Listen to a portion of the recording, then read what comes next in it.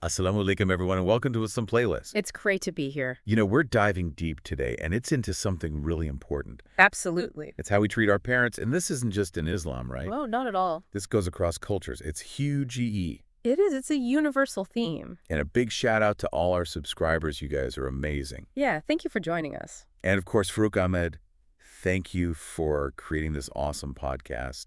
It really inspired this whole deep dive. Yeah, his work is incredible. So much to learn from. And we're going even deeper this time, focusing specifically on the Hadiths collected by Imam al-Bukhari. Right, to uncover the nuances of this teaching. Because it's more than just surface level, right? Oh, absolutely. There's so much depth here. There is. One thing that really struck me going through these Hadiths was how often the Prophet Muhammad, peace be upon him, put treating parents well right up there with the most important actions in Islam. Oh, for sure.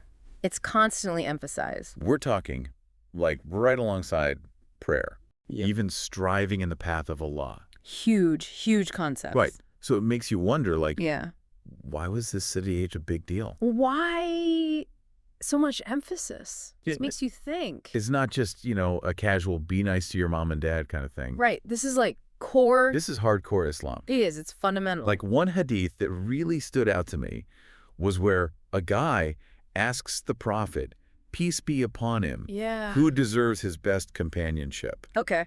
And the answer, 3 times in a row, your mother, and then your father. I mean, wow. That's powerful. I mean, think about it. The mother is mentioned 3 times. 3 times. It's like double the emphasis on the mother's role. It's huge. It is. It's huge. What do you think that means?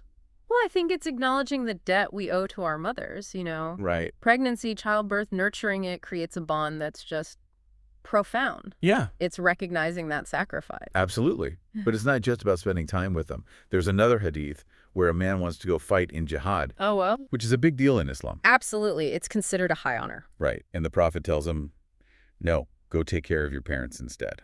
Wow. So you're putting your parents' needs above striving in the path of Allah. That's how important it is. That's huge GE. Right. It really shows you where the priorities lie in Islam. It's like a hierarchy of good deeds almost, and honoring your parents is right at the top. I like that. A hierarchy of good deeds. And then there's this one hadith that just blew my mind. It says, a son can only repay his father if he finds him a slave, buys him, and sets him free. Wow, that's powerful imagery. Right. It's not meant to be taken literally. No, definitely not. But what do you think it's trying to say? Well, it makes you think, what kind of act of service could even compare to something like that? Freeing someone from slavery.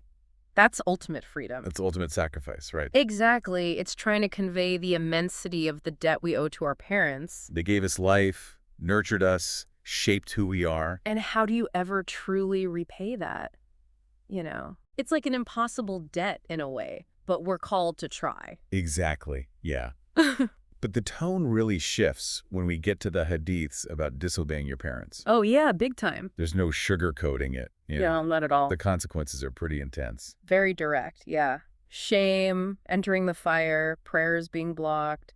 It's serious stuff. It's like they're saying, look, we've told you how important this is, and now we're telling you what happens if you mess up. Yeah, it's a stark warning. And this emphasis on parents, it's part of a much bigger theme in Islam, right? Definitely. Maintaining family ties, respecting your elders. The whole network of kinship, it's huge. It's essential. There's this one hadith that confused me at first. Oh, yeah. Which one? It's about someone giving a freed slave to their maternal uncles. Oh, instead of just letting them go free. Yeah, exactly. It seems strange to me. I can see why. But the footnote explained this idea of the womb seeking refuge in Allah from being cut off. Right, like maintaining those family ties is a divine obligation. So it's not just about getting along with your relatives. It goes deeper, it's spiritual, it's about fulfilling a divine decree. And that extends even when things get tough, right? Absolutely, even when it's hard. Because, let's face it, families can be challenging. Oh, for sure. No family is perfect. But there are a bunch of hadiths about being patient and forgiving with your parents, especially as they get older. It's about putting your ego aside, choosing respect and patience, especially with your elders. Right. Because we all know our parents aren't always easy to deal with. Right, and as they age, you know, they might need extra help, extra support. They're not those invincible figures we saw them as when we were kids. Exactly. And that's where these teachings come in. It's about remembering that, yeah. They're about putting love and compassion first. Returning the care they gave us. Exactly, yeah. It's a beautiful concept. It is, but it's not always easy to live up to, is it? No, it's not. Especially when you consider all the challenges families face today. And that brings us to this idea of fitna, trials and tribulations, right? Yeah. Especially within families. Oh, yeah, that's a big one. The prophet, peace be upon him, even predicted that these disputes within families will become super common as we approach the end times. Intense disputes, like it'll be as common as rain. It's kind of a scary thought. It is. You have to wonder if we're seeing that play out today, you know? With all the division in the world, families are really being tested. It's true. But even when those bonds are strained, Even broken, yeah. there's still this obligation to try and maintain them. Right, to keep those ties alive. There's this one powerful hadith where the prophet, peace be upon him, says that true maintenance of ties means you keep reaching out even when the other person cuts you off. Wow. That's hard. Right. It's like constantly putting in the effort even when it feels like the other side doesn't care. It would be so difficult, but it's a powerful message. The footnote compared it to feeding someone hot ash. That's a strong image. Right. It seems pointless, maybe even harmful to the giver.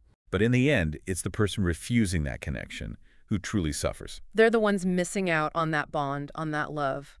It's a profound act of selflessness. Prioritizing the relationship even when it's hard. So we've covered a lot of ground here. We have. We've seen how important it is to honor our parents in Islam. It's foundational. And it's not just about following rules, right? No, it's about something much deeper. It's about understanding the depth of our connection to our parents. And how that connection shapes us. It's about building a more compassionate world, starting with our own families. Exactly. It all starts at home. And it's something we can all work on no matter what our relationship with our parents looks like right now. Absolutely. There's always room for growth, for healing. So I want to leave you with a question to think about. Okay. If maintaining family ties, especially with parents, is a path to paradise, and cutting them off a path to the fire, That's a powerful thought. what steps can you take today to strengthen those bonds, even if they're a little frayed right now? That's a great question for everyone to reflect on. And we'll continue exploring these ideas in our next segment. I'm looking forward to it. Yeah, it really is about those little things, you know? Like we were saying earlier, sometimes just remembering that our parents aren't invincible anymore, that can make a big difference. Yeah, totally. Like you think about it, when we were kids, Right. they were these like larger-than-life figures, you know, could solve any problem. Yeah. Now we're the ones who get to be there for them. It's a shift. It's a beautiful shift. It is. It's humbling, too. It is. It's that repaying of the debt, but in a way that acknowledges their needs are changing. Exactly. And it's not just physical care, right? No, not Just that. emotional support, being there for them. Listening, validating their experiences. Yeah. Sometimes just a phone call. A visit, just being present. Yeah, that can mean the world to them. Absolutely. Speaking of stories, Yeah. these hadith, they paint such a picture, don't they? They do. They really transport you back to that time.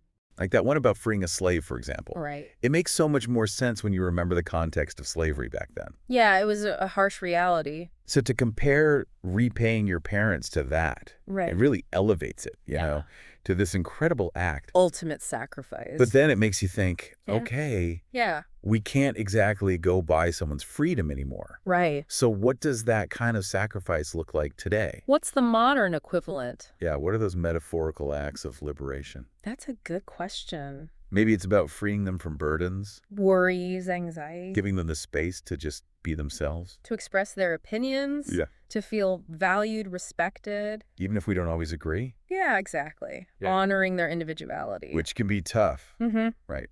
Especially with the whole generational differences thing. Oh, for Our sure. parents, they grew up in a different world. Different values, different experiences. Sometimes it feels like they're speaking a different language. It's true. But that's where patience comes in. Yeah, big time. Trying to bridge that gap. Understanding where they're coming from. Even when it seems strange or foreign to us. Remembering that they did the best they could with what they knew. Exactly. And we're doing the best we can too, right? We are.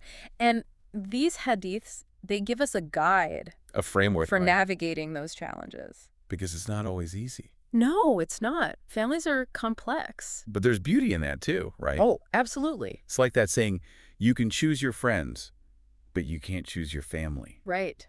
And even with all the complexities, there's that deep connection. Unbreakable. That transcends everything. It's a powerful bond. It is. And that brings us back to that concept of fitna.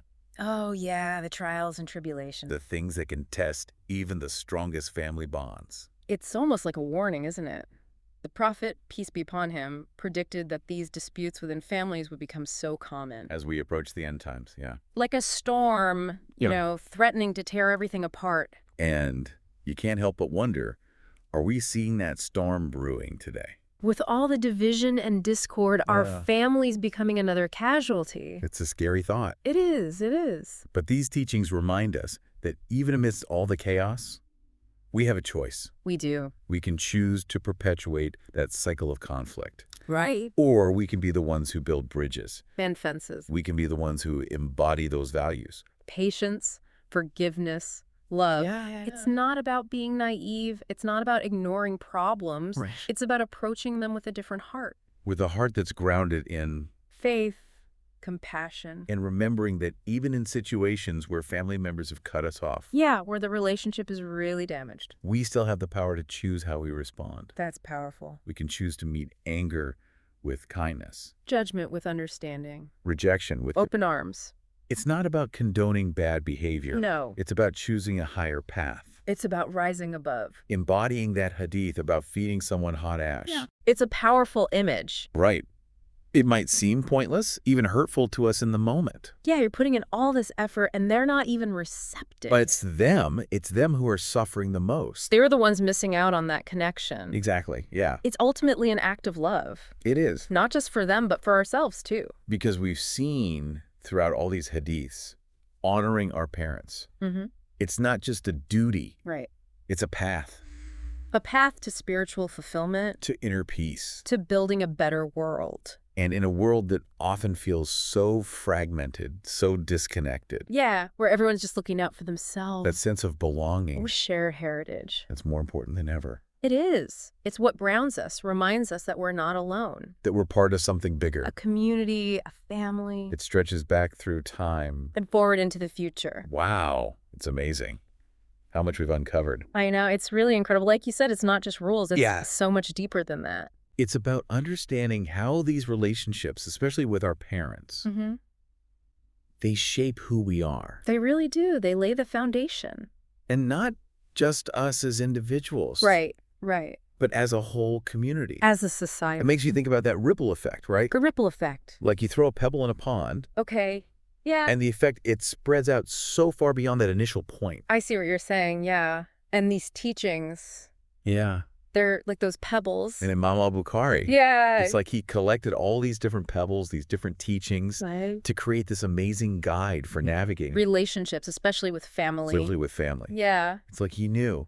It's like he anticipated the challenges. Right. The challenges we'd face even centuries later. The generational gap. The different worldviews. That pull towards individualism versus the family ties. It's constant tension, right? Yeah. But within those challenges, there's this opportunity, I think, there is. For growth. For understanding. Deepening our compassion, you know? Yeah. It's not about. It's not about pretending everything's perfect. Right. No family's perfect. It's about embracing. Yeah. Embrace the messiness. And the complexities. To work through them. Yeah. And these hadiths, they give us advice for doing that. Practical guidance. Like that thing about controlling our anger. Oh, yeah. Especially with our parents. So easy to get caught up in the moment. Right. To just react. But these teachings. They remind us to pause, to breathe. Choose a more thoughtful response. It's not easy, though. It's not. It's not. Especially when you're in the heat of the moment. But it's about remembering. Remembering what? That our parents, despite their flaws. Everyone has flaws. They deserve our respect. Our compassion. Especially as they get older. Yeah, they need us more. Right. They might be more reliant on us, yeah.